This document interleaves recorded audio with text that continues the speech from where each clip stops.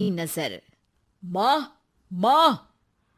अरे क्या माँ माँ कर रहा है? बकरी का बच्चा है क्या? अरे माँ, मजाक छोड़ो। मुझे फाइनली वो मेन चौराहे वाली दुकान मिल गई है। अब देखना, आपका बेटा दुगनी स्पीड से पैसा कमाएगा। उफ़, ये क्या? मेरी ऑनलाइन मेकअप क्लास चल रही है। इतनी जोर से क्यों बोल रहे हो आप दोनों? अरे मेरी धर्म पत्नी जी, मेकअप क्लास बाद में करना। वो चौराहे वाली दुकान मिल गई है हमको। अरे वाह!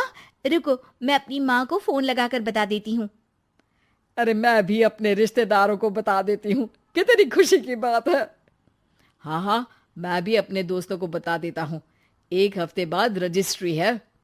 बस, घर में खुशी का मौका था। उन तीनों ने अपने अपने फोन उठाए और लोगों में बात फैलाना शुरू कर दिया। और रही सही कसर, श्वेता बहू ने अपने पड़ोस में सबको बताकर कर दी। अरे वर्मा आंटी, अब हम भी जल्दी कार ले लेंगे। घर का रेनोवेशन होगा और ठाट से रहेंगे हम भी। अरे, ऐसा क्या हुआ? लॉटरी बाटरी लग गई है क्या? अरे, इस बार चौराहे वाली मॉल में हमको भी दुकान मिल गई है। दुकान नंबर 21, जो एकदम चौराहे पर है। अब ग्राहक बढ़ेंगे तो आमदनी भी बढ़ेगी ही ना। अरे वाह, कितनी खुशी की बात है। मैं बहुत खुश हूँ तुम्हें इतना खुश देख के। बाकी एक बात कहूँ, सबको मत बताते फिरना। किसी की नजर लग जाएगी तो खुशी की खबर वापस लौट जाएगी। हैं? ऐसे थोड़ी ना होता है। अब डरा रही हो। अरे सही कह रही हूँ। काली नजर कहते हैं इस चीज को, जब आप किसी को कुछ बताओ और वो काम बिगड़ जाए। अरे लेकिन मैं तो। तुमने सबको बता दिया ना? हाँ, फोन लगा लगा के। अब बच के रहना। काली नजर बड़ी खतरनाक होती है। श्वेता इतनी खुश रहती है कि वो वर्मा आंटी की बात पर ध्यान ही नहीं देती, जबकि पड़ोस में और भी लोगों से खुशी की खबर शेयर करती रहती है। अगले दिन राजेश बहुत दुखी होकर घर आता है। अरे बेटा, क्या हुआ? मुंह क्यों सूजा हुआ है? मधुमक्खी ने काट लिया क्या? माँ, वो दुकान किसी और के पास चली गई। किसी ने ज्यादा भाव लगा दिया। अरे पर बात तो आपसे हुई थी ना उस दुकान वाले की। हाँ, आज मैं टोकन अमाउंट देने गया था, तब मुझे पता चला। कोई आकर सुबह मुझसे पहले ही ज्यादा अमाउंट दे गया।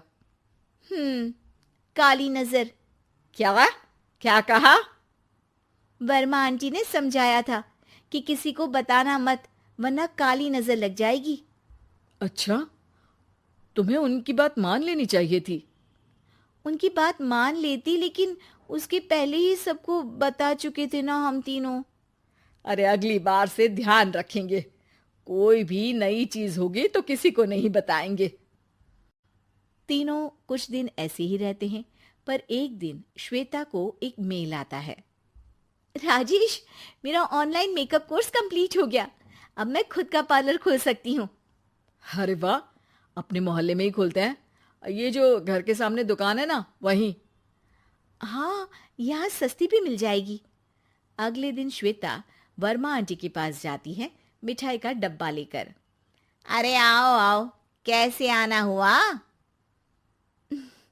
जोर से नहीं बोलूंगी। वो सामने वाली दुकान है ना, वहां मैं अपनी पार्लर की दुकान खोलने वाली हूँ।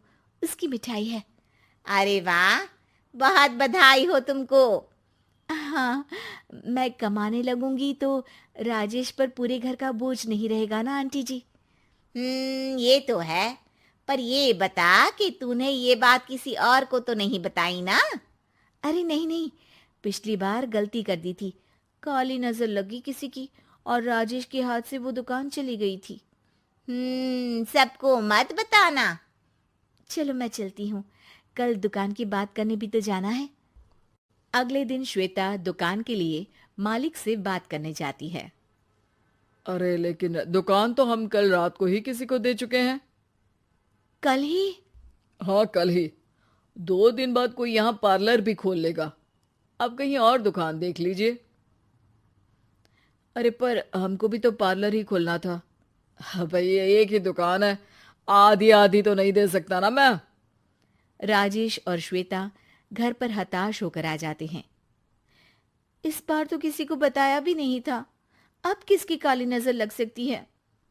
सुनो, तुमने माँ को बताया था क्या? अरे कैसी बात कर रही हो, माँ की नजर थोड़ी ना लगेगी। पक्का तुमने किसी को नहीं बताया था ना? सिर्फ वर्मा आंटी को बताया था, उन्होंने ही मुझे किसी को नहीं बताने को कहा। अरे यार, तुम भी सही हो, मेरी माँ को नहीं बताने को कह रही हो, पर वर्मा आंटी को बताना तुम्हें जरूरी लगा। अरे वर्मा आंटी ने ही तो काली नजर के बारे में बताया था ना, वो हमेशा हमारा भला ही तो चाहती है। मेरी माँ भी हमारा भला ही चाहती है। अरे पर चिल्ला क्यों रहे हो? बात नहीं कर सकते क्या आराम से? नहीं आता वो आराम से बात करना, और करना भी नहीं चाहता हूं मैं। दुकान जाने का दुख गुस्से में बदल गया था और राजेश और श्वेता में बात बंद हो गई थी। 2 दिन बाद मोहल्ले में पार्लर का इनॉग्रेशन हुआ, जिसमें मोहल्ले के सभी लोगों को बुलाया गया, पर श्वेता, राजेश और माँ नहीं जाते। माँ, अंदर आ जाओ, क्या देख रही हो? अरे नया पार्लर देख रही हूं अपने आंगन से। देखो, माँ को दूसरे का सुख देखने में कितना मजा आ रहा है, मेरा दुख नहीं दिख रहा इन्हें। यहाँ मेरा पार्लर भी तो हो सकता था। अरे चुप रहो यार, हर बात में लड़ाई क्यों ढूंढ रही हो? राजेश और श्वेता फिर बहस करने लगते थे। तभी माँ ने दोनों को बाहर बुलाया। अरे जरा देखो तो, दुकान चलाने वाले का बोर्ड पर नाम क्या लिखा है? श्रुति वर्मा।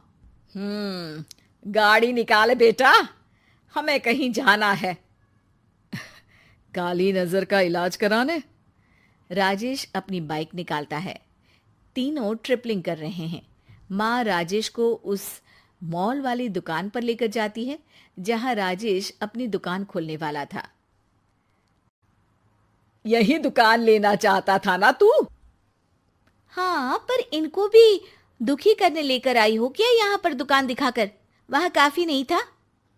अरे श्वेता, थोड़ा सब्र रख, अभी पता चलेगा कि हम यहाँ क्यों आए हैं। बता, इस दुकान चलाने वाले का नाम क्या है? अनुपम वर्मा। कुछ समझ में आया? वो दुकान वाली श्रुति वर्मा, ये दुकान वाला अनुपम वर्मा, और हमारे पड़ोस में हमने उस दुकानों के बारे में बताया किसको था? अब वर्मा आंटी को। मतलब वर्मा आंटी ही हमारा काम बिगाड़ रही है? नहीं नहीं, ऐसा नहीं हो सकता, ये बस इत्तेफाक है। राजेश अपना फोन निकालता है और श्रुति वर्मा और अनुपम वर्मा के नाम फेसबुक पर सर्च करता है, जहां ये दोनों ही वर्मा आंटी के रिश्तेदार होते हैं। श्वेता को समझ में आ जाता है कि वर्मा आंटी की ही नजर खाली नजर है। अब क्या करना है? कोई भी खुशी की खबर हो तो काली नजर से बचना है, यानी वर्मा आंटी से बचना है। अरे पर मुझे ये समझ में नहीं आया कि वो हमारे साथ ऐसा क्यों करेंगी। अरे बेटा, एक सीख है, दूर के आदमी को आपकी तरक्की से कम परेशानी होगी, पड़ोसी को ज्यादा। दोनों माँ की बात में हामी भरते हैं और अगला काम चुपचाप करने की कसम खाते हैं, ताकि आगे से वर्मा आंटी कोई काम ना बिगाड़ सके।